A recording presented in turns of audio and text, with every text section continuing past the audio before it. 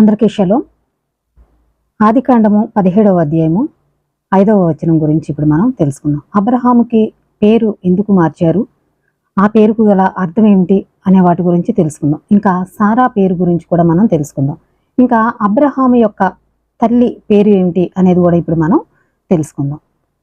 మరియు ఇక మీదట నీ పేరు అబ్రాము అనబడదు, నిన్ను అనేక జన్మలకు తండ్రిగా నియమించితిని గనుక నీ పేరు అబ్రహాము అనబడును అని ఇక్కడ చెప్పడం జరుగుతుంది. అబ్రాము అంటే అర్థం ఏమిటి, అబ్రహాము అంటే అర్థం ఏమిటి, సారాయ్ అంటే అర్థం ఏమిటి, సారా అంటే అర్థం ఏమిటి, వీటి గురించి ఇప్పుడు మనం తెలుసుకుందాం. అబ్రామ్ అంటే అర్థం ఏమిటి అంటే అబ్ లేక అవ్ అంటే హీబ్రూలో తండ్రి అని అర్థము.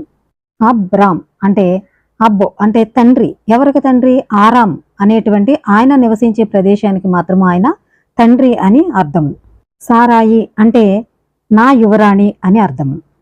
తర్వాత అబ్రామ్ని అబ్రహాంగా మార్చారు. అంటే ఇది హీబ్రూలో అబ్ హమోన్ లేక అవ్ హమోన్ అని హీబ్రూలో ఈ యొక్క పేరు ఉంది. అయితే దీనికి అర్థం ఏంటి అంటే గోయిం అంటే దేశాలు అని హీబ్రూలో అర్థం. అనేక దేశాలకు తండ్రి అని అర్థం వచ్చే విధంగా అవ్ హమోన్ అనేటువంటి పేరు పెట్టడం అనేది జరిగింది. దాన్ని మనం అబ్రహాము అని పిలవడం జరుగుతుంది. సారాయి అనేటువంటి పేరుకి బదులుగా సారా అని పెట్టడం జరిగింది. ఎందుకంటే ఆమె అనేక జన్మలకు తల్లి, అబ్రహాము అనేక జన్మలకు తండ్రి, కాబట్టి వారి పేర్లు ఆ విధంగా అర్థం వచ్చే విధంగా తండ్రి పెట్టడం అనేది జరిగింది. అబ్రహాం గారి తల్లి పేరు కర్నేవో కుమార్తె అంపిలై.